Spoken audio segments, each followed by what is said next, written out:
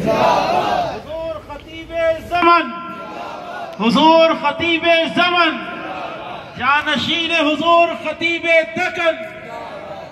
ماشاءاللہ. تھک تو نہیں گئے نا آپ لوگ؟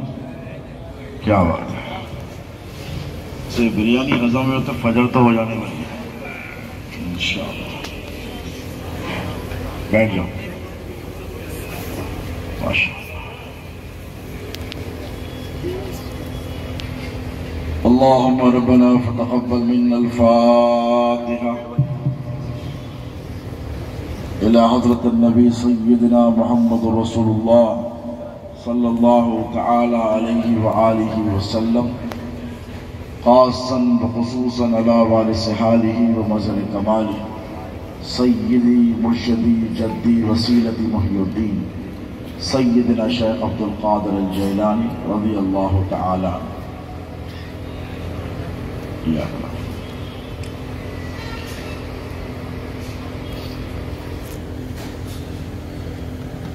قال الله تبارك وتعالى في شان عظمة حبيبه الكريم: إن الله وملائكته يصلون على النبي يا أيها الذين آمنوا صلوا عليه وسلموا تسليما. اللهم صل على سيدنا نبينا شفيعنا حبيبنا مولانا محمد وعلى آل سيدنا ومولانا محمد معدن الجود والكرم منبع العلم والحلم والحكم وعلى وارث حاله ومظهر كماله سيدي مرشدي وسيلتي جدي محي الدين الغوث الأعظم واسع اللطف وبير الهمم وبارك وسلم بفضل سبحان ربك رب العزة عما يصفون وسلام على المرسلين والحمد لله رب العالمين.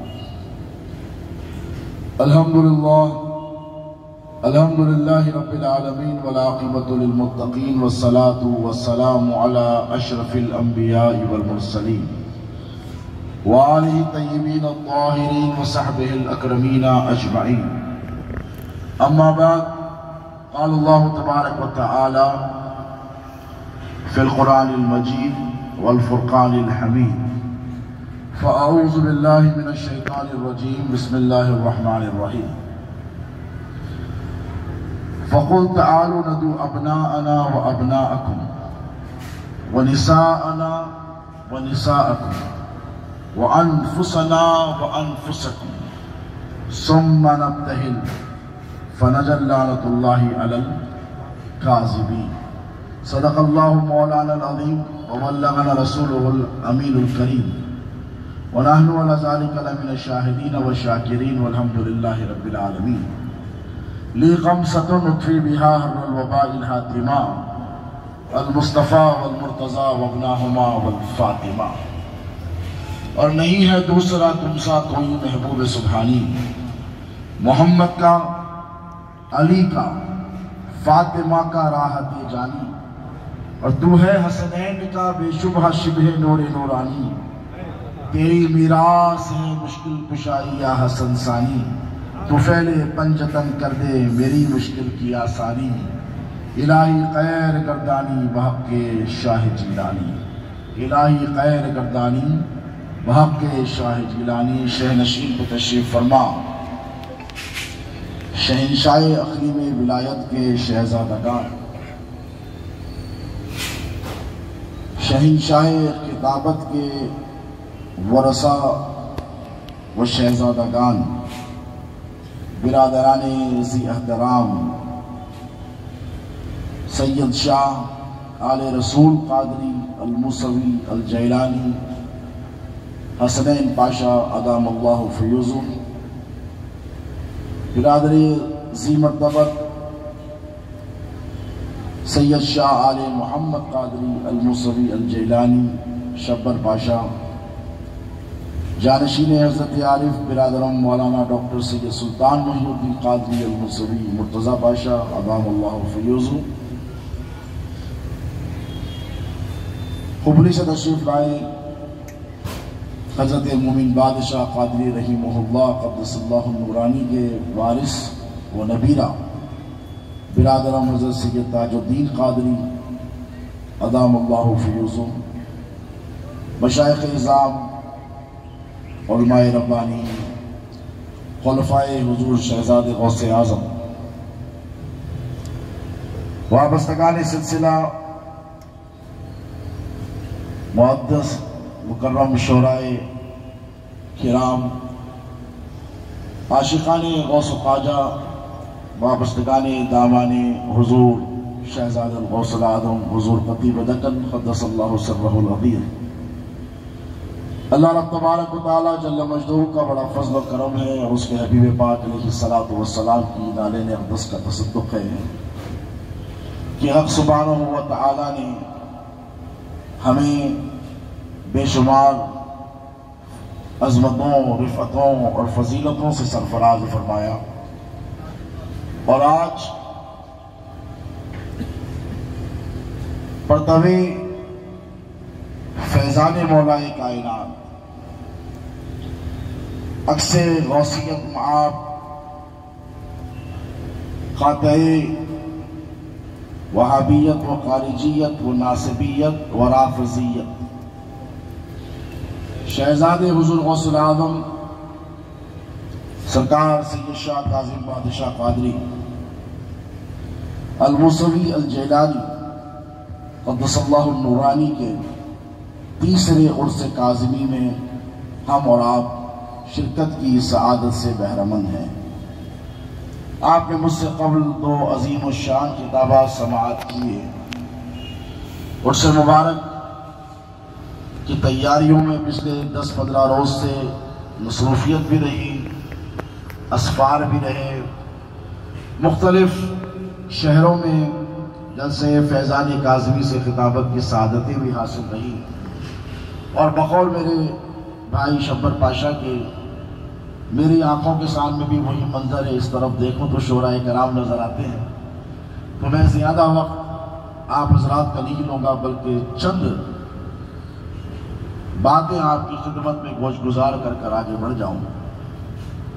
ایک بات تو آپ پر ہم پر سب پر آشکارا ہے، ظاہر ہے، اور طریقت کی تھوڑی بہت شد بدھ رکھنے والا بھی اتنی سمجھ، اتنی فہم اور اتنا ادراک رکھتا ہے کہ جو بھی ملتا ہے وہ نسبتوں سے ملتا ہے کہ نہیں؟ بولیے۔ ایک اپنی طرف دیکھیے اور دوسری طرف ان نسبتوں کو دیکھیے۔ ایک اپنی طرف دیکھیے اور ایک لاابتدائی سلسلہ ہے جو سرکار شہزاد غوث اعظم سے شروع ہو کر سرکار موسیٰ قادری سے گزر کر سرکار پیر شاہ محی الدین ثانی تک پہنچ کر، یہ بڑا ستارہ ہے، سرکار پیر شاہ محی الدین ثانی سے گزر کر سرکار لاہوری سے ہوتے ہوئے بغداد کی سرزمین تک پہنچتا ہے۔ حضور پیرانی پیر غوث اعظم دستگیر سے نکل کر سلسلہ پھر آپ کے پیرانی کرام سے ہوتا ہوا باب العلم مولا کائنات شیر خدا سیدنا علی المرتضیٰ تک پہنچتا ہے۔ ایک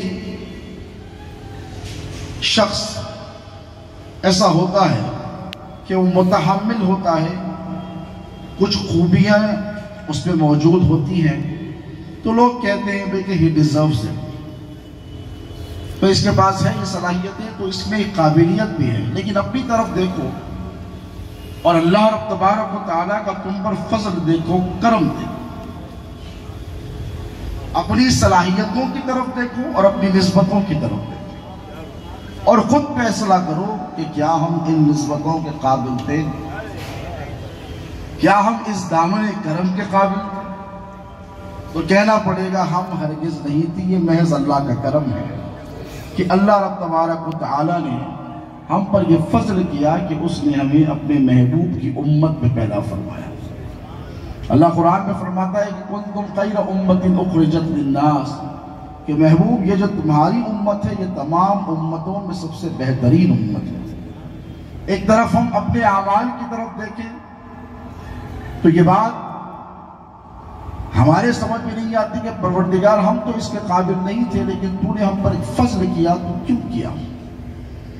عبادات کو بنیاد نہیں بنایا، اگر عبادتوں کو، ریاضتوں کو، مجاہدات کو، خلوتوں کو بنیاد بناتا تو یہ مقام، یہ مرتبہ، یہ عزت و شرف نوح کی امت کو دے دیا جاتا کہ 900 برس تک عبادت کی ہے، مل جاتا۔ نہیں، بات کو طویل نہیں کرنا ہے، مثالیں بہت ہیں۔ آپ لوگ شہزادے غوث اعظم کے مرید ہیں، صاحب عقل و فہم ہیں، اشارے سمجھ رہے ہیں، میں بات کو طوالت نہیں دوں گا۔ ہر نبی کی زندگی کی طرف دیکھیے، نبیوں کی زندگیوں میں قاصے رہے ہیں، اور وہ جو معجزات انبیاء کے ہوئے ہیں، وہ معجزات ان انبیاء، ان نبیوں کی امتوں میں ضرور بضرور جھلکتے رہے۔ یہ بات ذہن نشین رکھی جائے تاکہ بات آگے سمجھ میں آئے۔ اب اللہ رب تبارک و تعالیٰ نے ہم پر یہ فضل و کرم فرمایا تو کہا کہ محبوب تمہاری امت سب سے بہترین امت ہے، تو زہد و تقوی کو بنیاد نہیں بنایا، عبادت اور ریاضت کو بنیاد نہیں بنایا، تزکیے کو بنیاد نہیں بنایا، بلکہ یہ اعلان عام صبح قیامت تک آنے والی امت کے لیے، اس میں اچھے بھی ہوں گے، برے بھی ہوں گے، متقی پرہیزگار بھی ہوں گے، گناہگار بھی ہوں گے۔ یہاں پر کوئی کنڈیشنل ٹائٹل نہیں دیا گیا، بلکہ یہ منادی عام ہے سب کے لیے کہ محبوب جو تمہارا امتی ہے وہ سب سے بہترین ہے، وہ سب سے بہترین ہے، وہ تمام امتوں میں سب سے اعلیٰ ہے، سب سے افضل ہے۔ اس کا مقابلہ، اس کے اسٹیٹس کا مقابلہ کوئی اور امت، نبی کا امتی بولیے نہیں کر سکتا۔ تو یہ مقام مرتبہ ہمارے اور آپ کے آقا علیہ الصلوۃ والسلام کی امت کو دیا گیا۔ تو کیوں دیا گیا؟ آئے بات جہاں سے شروع ہوئی ہے وہیں سے آگے بڑھائیں، نسبت کے صدقے، کہ محبوب ان میں تو کچھ ایسا نہیں ہے، نسبت ہے، نہ عبادت ہے، نہ ریاضت ہے۔ بھی اپنے آپ کی طرف دیکھ لو، اللہ قرآن میں قاعدہ بناتا ہے، علماء بیٹھے، سلۃ من الاولین وقلیل من الآخرین۔ پہلے زمانے میں اچھے لوگ، اللہ کہتا ہے زیادہ سورۃ الواقعہ میں قلیل من الآخرین، اور آخری کے زمانے میں یہ تعداد کم ہوتی چلی جائے گی، گھٹتی چلی جائے گی، تعداد زیادہ نہیں رہی، گھٹتی چلی جائے گی۔ پہلے زمانے میں زیادہ رہے گا، لیکن نسبتوں کے فیضان کا معاملہ یہ کہ اللہ رب تبارک و تعالی نے جب اپنے نبی کی امت کو بہترین امت قرار دیا تو خدا کی عزت کی قسم مجھے کہنے دے، اللہ کو بھی اپنے محبوب کی نسبت منظور خاطر کہ محبوب یہ تیرا ہے، یہ کچھ بھی ہو یہ تجھ سے نسبت رکھنے والا ہے، اسی لیے کیونکہ تو افضل ہے، تو اعلیٰ ہے، تو مکرم ہے، تو معظم ہے، تو محتشم ہے، تو نبی آخر الزمان ہے، تو سید الاولین والآخرین ہے۔ اب تجھ سے ان کو نسبت ہے، اسی لیے یہ بھی افضل ہو گئے یہ تمام امتوں میں۔ اب جب ایک ادنا سی امتی کو نبی سے نسبت ہو گئی تو کوئی بھی جماعت والا ہو یہی کہے گا کہ کنتم خیر امت میں ہم بھی داخل ہیں، خیر امت میں ہم بھی داخل ہیں، ہمارا بھی شمار ہوتا ہے۔ صرف نبی سے نسبت ہوئی، نسبت، وہ نبی ہے، تم کیا ہو؟ امتی ہو۔ نبی سے نسبت امتی ہونے کی ہوئی تو تم بھی صاحب قدر و منزلت ہو گئے۔ ایک ادنا سی نسبت تم کو خیر امت بناتی ہے، تو آؤ 1450 سال پہلے پلٹ کر چلتے۔ مولا کائنات، شیر خدا، حیدر کرار، صاحب ذوالفقار، نفس پیمبر، مولا علی مشکل کشا علیہ السلام کو حضور سے جتنی نسبتیں ہیں، خدا کی عزت کی قسم روئے زمین پر کائنات میں کسی کو اتنی نسبتیں نہیں۔ ادھر گھر والوں میں بھی شامل ہیں، توجہ ہے، ادھر گھر والوں میں بھی شامل ہیں، ادھر گھر والوں میں بھی داخل ہیں، اور گھر والوں میں تو ایسے شامل ہیں کہ گھر والوں میں ازواج طیبات و طاہرات بھی ہیں، سیدات النساء والعالمین سیدہ فاطمہ و زہرا بھی ہیں۔ حضور فرماتے ہیں کہ فاطمہ میرے جگر کا، بولو جگر کا ٹکڑا، یہ کس نے کہا؟ یہ حدیث ہے کہ قرآن ہے علماء کی؟ یہ حدیث ہے، حضور نے فرمایا کہ فاطمہ میرے جگر کا ٹکڑا ہے۔ حضور نے کہا فاطمہ میرے جگر کا ٹکڑا ہے۔ حسین شہید کربلا کی طرف دیکھا تو حضور نے فرمایا، پھر حدیث ہے، حسین منی وانا من الحسین، حسین مجھ سے ہے اور میں حسین سے ہوں۔ سیدات النساء والعالمین کی فضیلت رسول اللہ نے بیان کی، شرف رسول اللہ نے بتایا، حسنین کریمین کا جو مرتبہ، جو مقام، جو رتبہ، حضور سے جو قربت ہے وہ حضور نے بتائی۔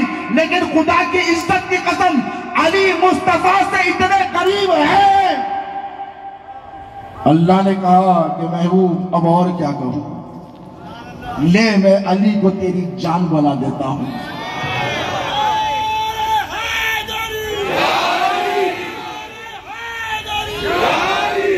دیکھیے زمانے قدیم میں قبل از اعلان نبوت، حضور کی بعثت سے قبل ایک طریقہ تھا کہ مباہلہ ہوتا۔ کیا ہوتا؟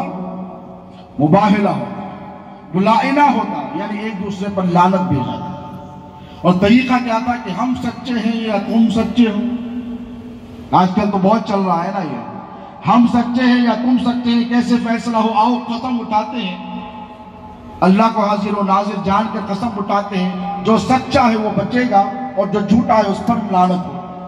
اور لعنت ایسی نہیں ہے، ہمارے پاس یہاں پر ایک عام طور پر طریقہ ہے، لعنت کو بہت ہلکی چیز سمجھتے ہیں۔ لعنت جب تم کسی پر بھیجتے ہو نا، حدیث پاک کے الفاظ ہیں کہ اگر وہ تمہاری لعنت کا مستحق ہے تو ٹھیک، اس کو لعنت پہنچ جائے گی تمہاری، لیکن اگر وہ لعنت کا مستحق نہیں تو لعنت گھومے گی اور راستے بدل بدل کر پھر تم کو آ کر تمہارا تعاقب کرے گی، اور پھر جو لعنت کے جو نقصانات ہوتے ہیں وہ ظاہر ہونا شروع ہو، یعنی آ بیل مجھے مار، بیٹھے بیٹھے نقصان سے دو چار ہو جائیں گے۔ تو زمانے قدیم میں یہ طریقہ تھا کہ حق و باطل کے درمیان فیصلہ کیسے کیا جائے، تو مباہلہ ہوتا۔ اب مباہلہ کیا ہوتا؟ ایک فیصلہ کن مرحلہ ہوتا، اس میں یہ طے کیا جاتا کہ دیکھو فیصلہ ہو جائے گا کہ ہم صحیح ہیں کہ تم صحیح ہو، ہم غلط ہیں کہ تم غلط ہو، یہ فیصلہ ہو جائے گا۔ نجران کے عیسائیوں حضور کی دعوت کو مسترد کیا، حضور کو خاتم النبیین ماننے سے انکار کیا اور کہا کہ ہم تمہیں نہیں مانتے اللہ کا رسول، اللہ کا نبی، تو حضور کو چیلنج کیا کہ آپ ہم سے مباہلہ کریں۔ اب مجھے بتائیے جب مباہلے کے لیے حضور نکلے تو حضور تنہا بھی چلے جاتے تو کافی تھا نا، توجہ ہے کہ نہیں آپ کی؟ اب یہاں سے گھر والوں کی فضیلت دیکھو جو صبح قیامت تک جاری رہنے والی ہے، یہاں سے نبی کے گھر والوں کی فضیلت دیکھو۔ حضور چاہتے تو چلے جاتے، لیکن اللہ نے کہا مصطفیٰ تم تنہا نہیں جاؤ گے، اسی لیے کہ تم تو خاتم النبیین ہو، سید الاولین والآخرین ہو، ما کانا وما یکون کا میں نے تم کو علم عطا کیا ہے، میں نے تاج شفاعت بھی تمہیں عطا کیا ہے، میں نے سب کچھ تمہیں دیا ہے، شان محبوبیت بھی عطا فرمائی ہے، مقام محبوب بھی تم کو سرفراز کروں گا، سفر معراج پر بھی بلایا ہے، اپنا دیدار بھی کرایا ہے، تمہاری بے شمار فضیلتیں، لیکن محبوب اب تم اکیلے نہیں آؤ گے۔ بات تمہارے مخالف کی بربادی کی ہے، توجہ اس نقطے پر غور کریں، بات تمہارے گستاخوں کی بربادی کی ہے۔ محبوب اگر میرے گستاخ کے معاملے کی ہوتی، میرے گستاخوں سے مقابلے کی بات ہوتی، مصطفیٰ تمہیں بھیج دیتا، ساتھ میں صحابہ کو بھیج دیتا، لیکن محبوب بات تیری مخالفت کی ہے، بات تیری مخالفت کی ہے، اب میں تجھے تنہا نہیں بھیجوں گا، اور مصطفیٰ جو تیری مخالفت میں آئے گا وہ برباد ہو جائے گا۔ سوئے قیامت تک اللہ نے ایک قانون بنایا کہ محبوب جب جب تمہاری مخالفت کی جائے گی اور جب وہ تمہارے مخالفت کرے گا اور جب اس کو کیفر کردار تک پہنچانا ہوگا تو مصطفیٰ تم تنہا نہیں آؤ گے. فَقُلْ تَعَالُوا نَدْعُ أَبْنَاءَنَا وَأَبْنَاءَكُمْ. محبوب ان سے کہو کہ ہم ہمارے بیٹوں کو لے کر آتے ہیں, تم تمہارے بیٹوں کو لے کر آؤ. توجہ ہے, ان بیٹوں سے ان بیٹے تک کا سفر ہوگا 10 منٹ میں. ان بیٹوں سے علی کے اس بیٹے تک کا سفر ہوگا صرف 10 منٹ. اپنی بات کہوں گا, توجہات میری طرف اپنی مرکوز رکھیں. اللہ نے فرمایا فَقُلْ تَعَالُوا نَدْعُ أَبْنَاءَنَا وَأَبْنَاءَكُمْ. محبوب ان سے کہہ دیجئے کہ یہ اپنے بیٹوں کو لے کر آئے اور آپ اپنے بیٹوں کو لے کر جائیں. تو حضور نے یہ نہیں پوچھا کہ مولا میرے بیٹے کون, وہ تو چلے گئے نا, ابراہیم تو چلے گئے نا, قاسم تو چلے گئے نا, میں کس کو لے کے جاؤں, نہیں پوچھا. حضور نے کہا فاطمہ حسن حسین کو بلاؤ. بلاؤ. کہا یا رسول اللہ کہاں جانا ہے؟ تو کہا آج مباہلے کے لیے جانا ہے, آج حق و باطل کا سب سے بڑا معرکہ ہونے والا ہے. اللہ نے کہا فَقُلْ تَعَالُوا نَدْعُ أَبْنَاءَنَا وَأَبْنَاءَكُمْ. ابناءنا میں حضور نے حسنین کریمین کو شامل کر لیا. وَنِسَاءَنَا وَنِسَاءَكُمْ. اللہ نے کہا محبوب ان سے کہو کہ وہ اپنی عورتوں کو لے کر آئے, آپ اپنی عورتوں کو لے کر جائیں. ارے بھئی جب جنگ کا معرکہ ہوتا ہے تو عورتوں کو لے کر نہیں جاتے. یہ سیدات النساء والعالمین ہے. اور فاطمہ طاہرہ کا معاملہ تو یہ کہ اہل محشر سے جب سیدہ کی سواری گزرے گی تو منادی دینے والا ندا دے گا اے اہل محشر, حدیث کہہ رہا ہوں, اپنی نگاہوں کو جھکا لو. وہ کہیں گے مولا کیوں؟ اس لیے کہ فاطمہ بنت محمد کا گزر ہونے والا ہے. اور یہ منادی سب کے لیے ہوگی. کیا مولانا؟ سب کے لیے ہوگی, آدم سے لے کر عیسیٰ تک, عیسیٰ سے مصطفیٰ تک, مصطفیٰ سے قیامت تک جتنے نفوس دنیا میں بظاہر آئیں گے ان سب سے یہ کہا جائے گا حضور کی امت ہوگی. ان سے بھی اصحاب ہوں گے, ان سے بھی اولیاء ہوں گے, ان سے بھی اختاب ہوں گے, ان سے بھی اغواث ہوں گے, ان سے بھی متقین پرہیزگار, جو بھی ہوگا اہل محشر میں جتنے ہوں گے وہ سر کو جھکا لیں. وہاں کوئی نافرمانی چلنے والی نہیں. وہ سیدہ فاطمہ انفسنا و انفسکم. اس کے بعد ارشاد فرمایا حق سبحانہ و تعالیٰ نے کہ محبوب ان سے کہو یہ اپنی جانوں کو لے کر آئے اور تم اپنی جان کو لے کر جاؤ. تم اپنی جان کو لے کر جاؤ. حضور چاہتے تو ازواج مطہرات و طیبات کو بھی لے جاتے. عمومی طور پر جتنی محبت میرے نبی نے ازواج طیبات سے کی ہے کسی نے نہیں. ام المومنین خدیجہ الکبریٰ سے بحیثیت بیوی جو حضور نے محبت کی, کوئی شوہر دعویٰ کر سکتا ہے کہ میں میری بیوی سے ایسی محبت کرتا ہوں جیسے نبی نے خدیجہ سے کی ہے یا اس سے بڑھ کر کی ہے؟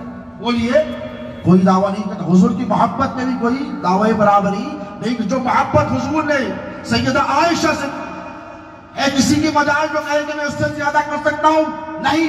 معیار ہے, کہنا پڑے گا جیسی محبت حضور نے ازواج سے کی ہے کوئی نہیں. ہم کہتے ہیں کہ بیویوں سے جب محبت اور لاڑ ہوتا ہے تو کہتے ہیں جان, جانو کہتے ہیں یا جان کہتے ہیں. لیکن جب جان کی بات آئی, یہ فیصلے پیارے آسمانوں سے ہو کر آئے ہیں, زمینوں پر نہیں ہوئے ہیں. اور حضور کو پتا ہے کہ اب کس کو لے کر جانا ہے. حضور نے کہا علی آجا, علی آجا, تو میری جان ہے, میں نے نہیں خدا نے بنایا ہے. اب میں نے جو اس کی تمہید مانی ہے یہ کیوں؟ اب آپ سمجھ رہے ہوں گے کہ جب بات نسبتوں کی ہے تو تاریخیں بھی نسبتوں کی ہونی چاہیے, ہے کہ نہیں؟ کسی کو کچھ تاریخ مل جاتی ہے, ربیع الثانی کا مہینہ مل جائے کسی قادری کو تو کیا کہنے, ایک غوث اعظم کے مہینے میں گیا ہے. کسی کو ذی القعدہ کا مہینہ مل جائے, بندہ نوازی ہو تو کہے گا کہ بندہ نواز کا مہینہ ملا. رجب کا مہینہ مل جائے تو کہنے والا کہے گا کہ دیکھو معراج کا مہینہ ملا, علی مرتضیٰ کی ولادت کا مہینہ ملا ہے, خواجہ غریب نواز سلطان الہند کا مہینہ ملا. لیکن ذرا سوچو, ایک تو ذی الحج قربانی کا مہینہ, ابتدا جو قربانیوں کی ہوئی وہ اس مہینے میں, حج بیت اللہ اسی مہینے میں، سب کچھ بن سکتا ہے لیکن حاجی بنے گا تو اسی مہینے میں، اسی مہینے کے مخصوص ایام میں جائے گا تو حاجی کہلائے گا۔ اب ذرا سوچو، ہمارے اور تمہارے پیر کو تاریخ ملی ذی الحجہ کی 24،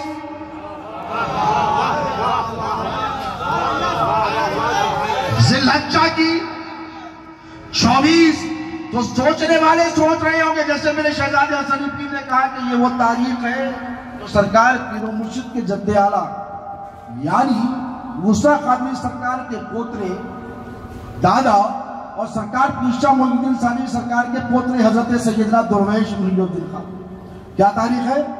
آج کون سی تاریخ ہے؟ 24 ذی الحجہ۔ لیکن پیارے ذرا دل تھام کر بیٹھو، میں تمہارے پیر کی شان بتانے چلا ہوں، تمہارے پیر کی نسبتیں بتانے چلا ہوں۔ دنیا میں ہزاروں جنازے ہم نے دیکھے ہیں، دیکھے کہ نہیں؟ لیکن خدا کی عزت کی قسم، میں 47 برس کا ہونے آیا ہوں، 47، میں نے میری زندگی میں کوئی ایسا جنازہ نہیں دیکھا جو نعرے حیدری کے ساتھ دیکھا۔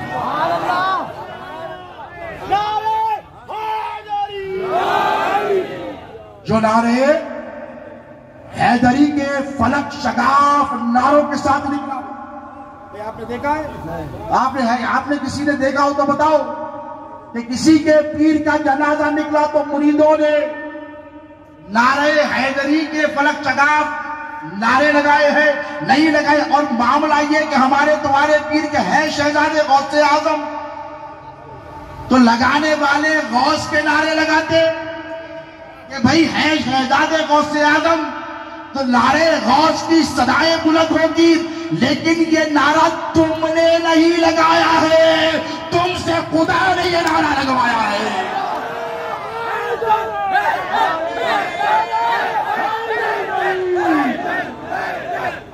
اور کیوں لگوایا ہے پتہ ہے؟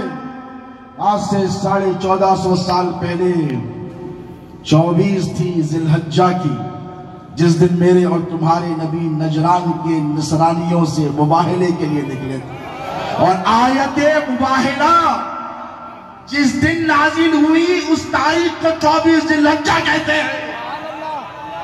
اب میں نے بات کی تھی نسبتوں کی، تو نسبتیں دیکھو، نبی نے علی کو اپنی جان نہیں بنایا، اللہ نے بنایا، نبی نے بھائی بنایا۔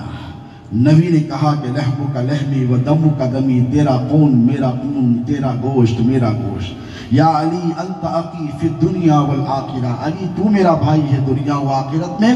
بے شمار ایسی حدیث مبارکہ میں انا مدینۃ العلم و علی بابھا، اور مولائیت کا جو اعلان کیا حضور نے غدیر قم کے مقام پر، من کنت مولاہ فہذا علی مولاہ، یہ بھی حضور نے اعلان کیا۔ یہ ساری فضیلتیں علی کی ایک طرف، 24 ذی الحجہ کو اترنے والی آیت مباہلہ کی فضیلت ایک طرف، سب جان کے باہر ہے، علی نبی کی جان کے اندر ہے۔ اور وہ نسبت روکی نہیں ہے دوستو۔ دیکھو علی کی جان کون ہے؟ حسن و حسین، ان سے جا کر پوچھو آپ کی جان کون ہے، پوچھو تو امام حسن کہیں گے حسن مصنع، یا میرا بھائی کا بیٹا زین العابدین۔ امام زین العابدین سے پوچھو آپ کی جان کون ہے تو کہیں گے باقر۔ ان سے پوچھو آپ کی جان کون ہے تو کہیں گے جعفر۔ ان سے پوچھو آپ کی جان کون ہے تو کہیں گے موسیٰ، کیونکہ جان میں جان پھوٹی گئی ہے نا۔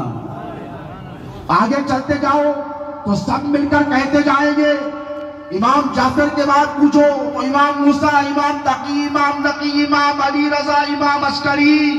اب سب کے پاس چلو، سارے ائمہ اہل بیت کے پاس چلو، مولا علی سے امام عسکری تک، امام عسکری سے امام مہدی تک، ان سب سے پوچھو تم سب کی جان کون، تو سب کہیں گے عبد القادر جیلانی۔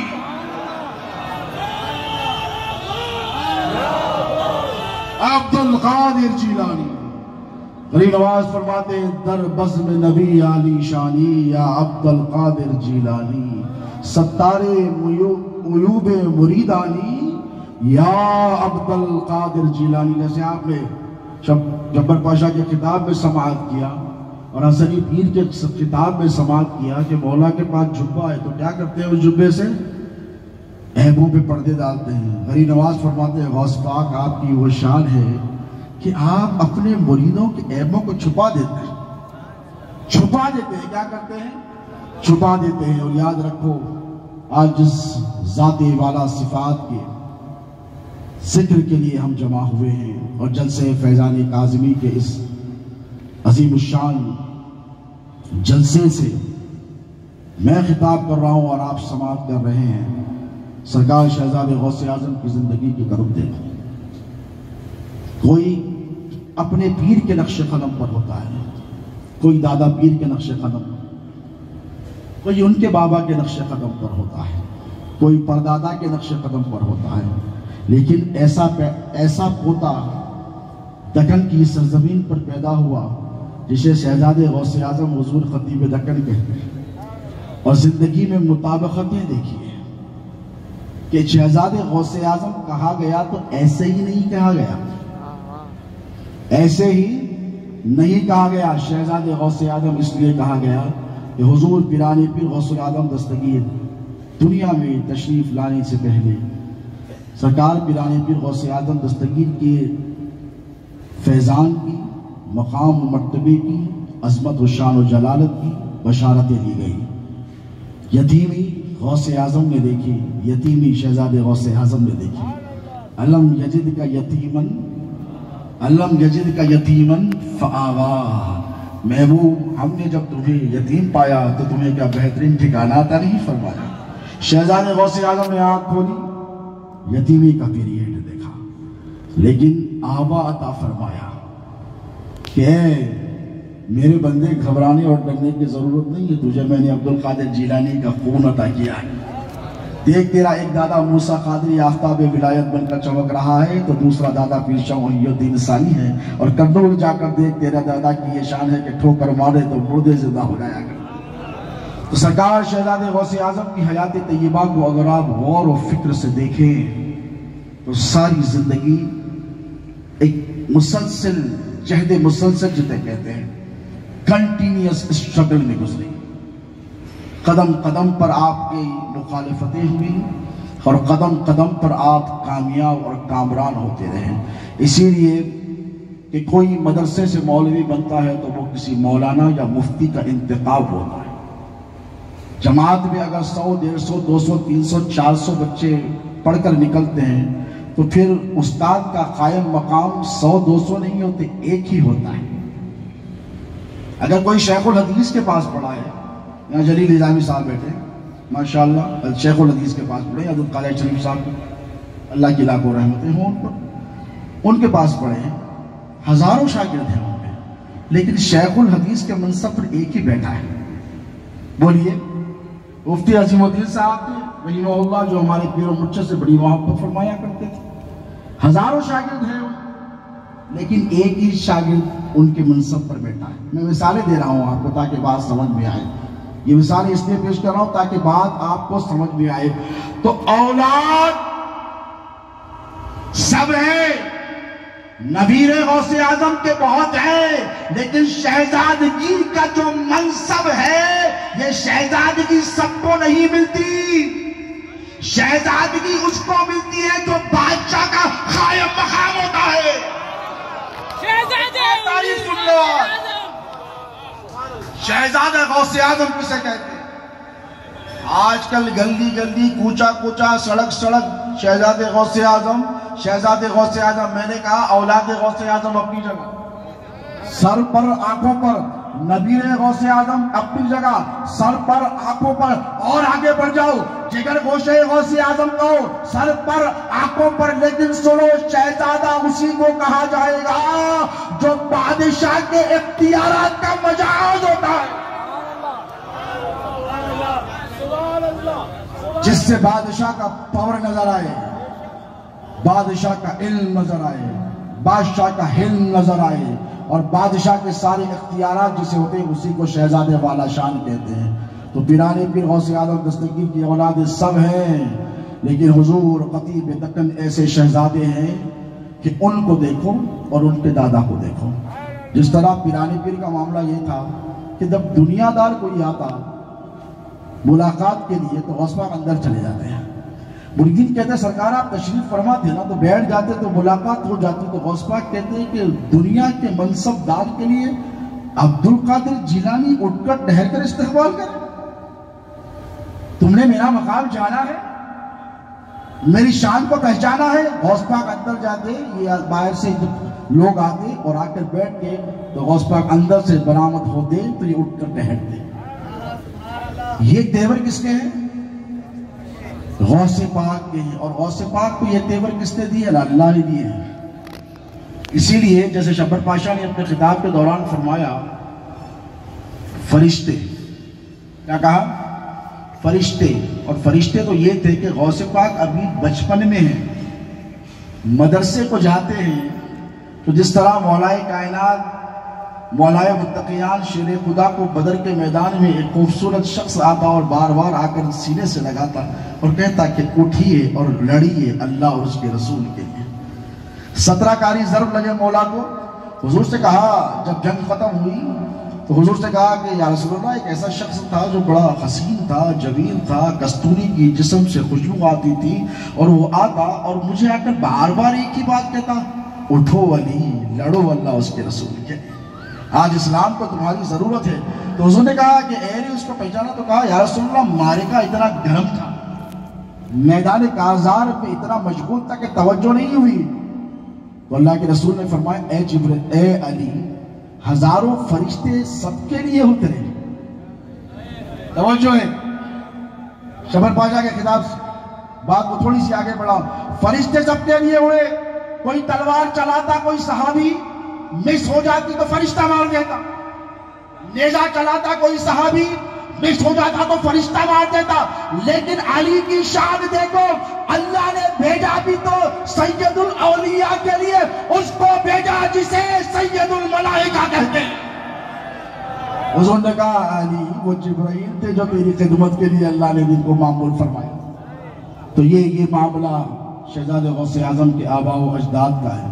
حضور پیرانے پیر غوث اعظم دستگیر جب چلتے میدان میں پڑھائی کے لیے، تعلیم کے لیے جاتے تو فرشتے راستہ بنا کر کہتے لوگوں اللہ کے ولی کے لیے راستہ فراہم کرو۔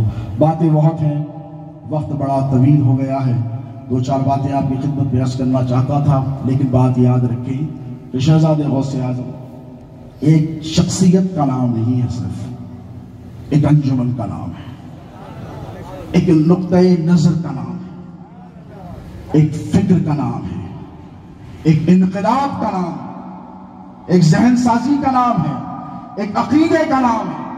شہزادے غوث اعظم کی تعلیمات، شہزادے غوث اعظم کے مواعظ، بدعقیدگی کے بڑھتے ہوئے سیلاب سے آپ نے جو جہد مسلسل فرمائی 50 سال تک، ایک بات کہہ کر اپنی بات کو ختم کر لوں گا، یہ قبلۃ القادریہ ہے دکن میں، یہ قادریوں کا قبلہ ہے۔ کیا ہے؟ جنہیں پتا ہے انہی کو پتا ہے کہ ان کی شان کیا ہے۔ محی الدین ثانی کی شان ہو کہ مستغنی علی الالقاب سرکار شاہ موسیٰ قادری کی شان ہو، یہاں ٹہر کر ان کا قطع مبالغہ آرائی سے کام بولیے نہیں لے گا۔ تمہارے اور ہمارے پیر کی خدمات کیا ہے؟ بھائی مریدوں کے لیے تو ان کی فراغ دریا چھوڑو، بات بہت ہیں، باتیں اگر نکالوں ان کی خندہ پیشانی، لوگ دیکھتے اور کہتے ان کا روح، ان کا دبدبا، ان کا جاہ و جلال، تو لوگ آج بھی یہ سوچتے ہیں کہ کوئی ہوگا جو شہزادے غوث اعظم حضرت خطیب دکن علامہ کاظم پاشا کے قریب بیٹھا ہوگا؟ اتنا جلال ہے، کیوں؟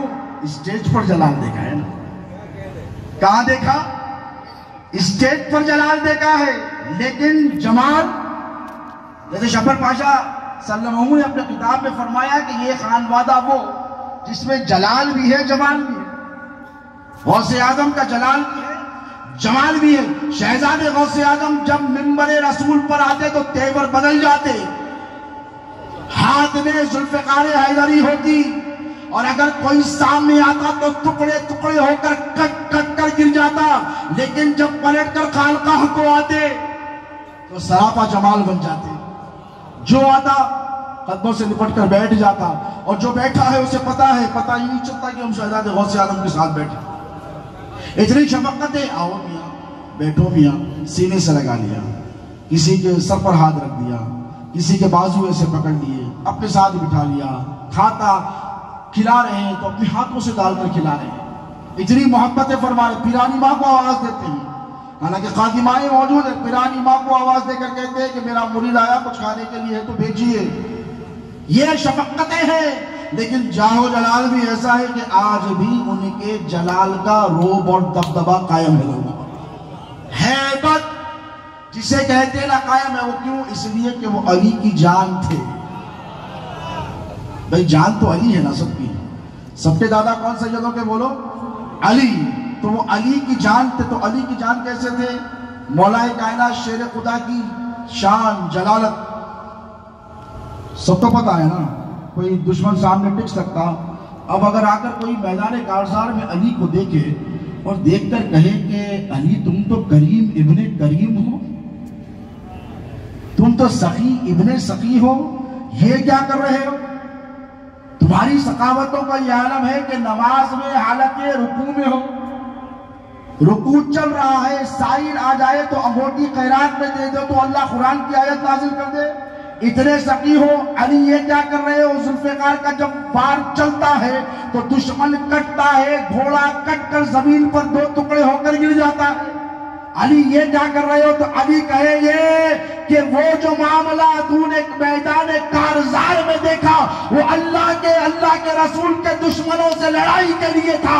اب یہ جو علی کو دیکھ رہا ہے خانقاہ میں بیٹھا ہوا ہے، یہ علی کا جمال تجھے نظر آ رہا ہے. بلا تشبیہ بلا تمثیل شہزاد حضور غوث اعظم کا جلال اپنی جگہ، ان کا جمال اپنی جگہ، ان کا فیضان صبح قیامت تک جاری اور ساری رہے گا. ایک بات یاد رکھیں کہ شہزاد غوث اعظم کی حیات طیبہ زندگانی آپ کی نگاہوں کے سامنے ہے. 50 سال تک کتنے؟ کبھی اپنی ذوالفقار کو جو دادا نے عطا کی تھی میان میں نہیں رکھا.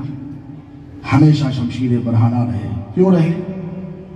دولت کے لیے، پاور کے لیے، جاہ کے لیے، مقام کے لیے، منصب کے لیے نہیں، عقیدہ اہل سنت کے تحفظ کے لیے. یاد رکھو کس کے لیے؟ بولو کس کے لیے؟ عقیدہ اہل سنت کے تحفظ کے لیے. اور اس لیے کہ ان کے دادا محی الدین ہیں. ان کے دادا محی الدین ہے جنہوں نے دین کو زندہ کیا. اب پوترا بھی تو محی ہونا چاہیے نا، پوترا بھی تو محی ہونا چاہیے. وارث میں مورث کی صفات آتی ہے تو کیسی آئی؟ بغداد کی سرزمین پر عبد القادر جیلانی نے اسلام کو زندہ کیا. دکن کی سرزمین پر شہزاد غوث اعظم نے سنیت کو زندہ فرمایا ہے. میں مبالغہ رہی سے کام نہیں لیتا. قبلۃ القادریہ میں ٹھہرا 12 روز پہلے، 8-10 روز پہلے حیدرآباد کا ایک شخص میرے پاس آتا ہے. ان کے والد پر اللہ کی لاکھوں رحمتیں ہوں، بہت بڑے پہلوان ہیں. ہو سکتا ہے یہاں بیٹھے ہوں. نام بتا دیتا ہوں شہزاد غوث اعظم کا بیٹا. میں ڈرنے ڈرانے والا نہیں. مسجد میں بیٹھ گفتگو چل رہی تھی شہزاد غوث اعظم کے محاسن کمالات اور اہل سنت کے تئیں ان کی خدمات میں. کہ شہزاد غوث اعظم کوئی انفرادی شان کیوں حاصل. تو وہ بھی بیٹھے تھے بہت دیر تک. ان کے والد کا نام تھا شرفن پہلوان. کیا تھا؟ بولیے.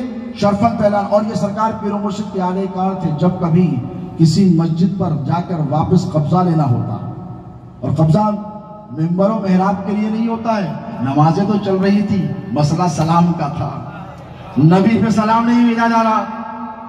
تو وہ مجھ سے کہنے لگے حضرت آپ تو کہہ رہے ہیں کہ سرکار کاظم پاشا رحمہ اللہ نے سینکڑوں مسجدوں پر قبضہ کیا.